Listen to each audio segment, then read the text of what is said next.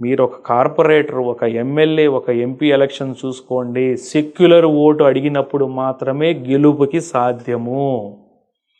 Community ఓటుతో ఎప్పుడు ఏ vote గెలవలేరు. ఇది 10 సార్లు కంటెస్ట్ చేసినా ఇదే జరుగుతుంది. బీయింగ్ ఏ రీసెర్చ్ స్టూడెంట్, నేను పిహెచ్డి చేస్తున్న క్రమంలో ఉన్నాను కాబట్టి రీసెర్చ్ స్టూడెంట్, అసలు ఫస్ట్ నేను కాజ్ అనాలిసిస్ చేసుకున్నప్పుడు నాకు తెలిసిన మాటలు ఇవి. అది మీకు దీని ముఖంగా నేను తెలియజేయడం జరుగుతుంది. ఇది ఎప్పుడైతే మనం కరెక్ట్ చేసుకోకుండా ఉంటామో ఎప్పటికీ కూడా బార్ కౌన్సిల్ ఎలక్షన్ గెలవము. అలాగే ఎలక్షన్ క్రైటీరియా పద్ధతిలో ఎలక్షన్ జరిగే పరిభాషలో ప్రాపర్గా కంటెస్ట్ చేయడం జరగట్లేదు. మిగతా వాళ్ళు ఏదైతే రూల్స్ ఫాలో అవుతున్నారో, నేను చాలా వీడియోస్లో కూడా చెప్పాను, మనం క్రికెట్ ఆడేటప్పుడు we should follow the rules of cricket.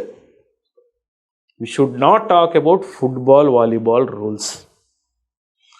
ఎవరైతే ఏ పరిభాషలో వెళ్తున్నారో ఆ పరిభాషలో వెళ్తేనే మనం గెలుస్తాము. అలాగే ప్రతి బారు తిరగడము, ప్రతి ఒక్కళ్ళని కలవడం, ప్రతి ఒక్కళ్ళని కలపడము, సెక్యులర్ ఓట్, మనం అడ్వకేట్గా సెక్యులర్గానే ఉన్నాము, మన కాన్స్టిట్యూషన్ సెక్యులారిటీని మనం ఫాలో అవుతున్నాము.